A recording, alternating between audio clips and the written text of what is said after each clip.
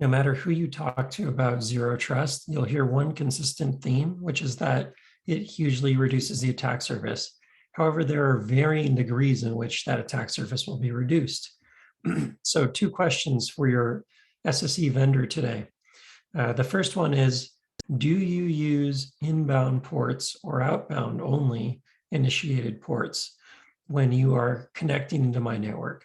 And if you're using only outbound initiated ports, that's an amazing reduction in attack surface because all those inbound ports and the potential of vulnerability scanning and probing and essentially being able to fingerprint and do recon on the network largely goes away.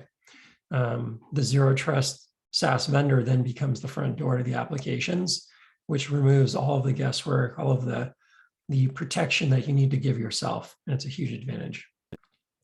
Now that's great, but by removing the user's IP on the network, which is something they would gain with a VPN concentrator or even in many VDI solutions, you do run into a problem, which is that oftentimes things will only be user-initiated flows in that case because the user's not getting an IP on the network.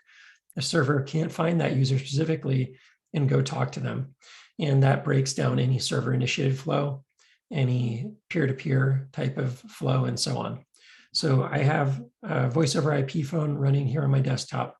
In this case, it's 3CX, but this works like a VIA or Cisco IP communicator or many others. So we're going to go ahead and just show the ability to not only have the outbound based connectivity with the access connector, but still the ability to uniquely talk to users across voice over IP, SIP, peer-to-peer, and so on. So let's go ahead and give it a try. I have the access agent running here on this particular user's desktop. That's all they need.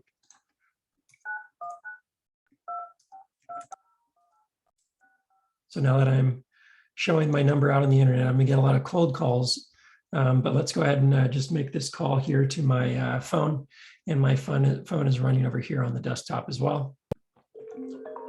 So there's Access Security calling. I'll go ahead and answer it here. And testing 1, 2, 3. Amazing. Not only are you getting that reduction in attack surface, but still the ability to support server-initiated flows, peer-to-peer flows, and so on. A really powerful capability in the access security platform. And then you can then pivot on the user and see what else has that user been doing from a visibility perspective. What else have they been doing? Where have they been going? SaaS, on-prem, in the network, and so on. So really a special capability available from Access Security.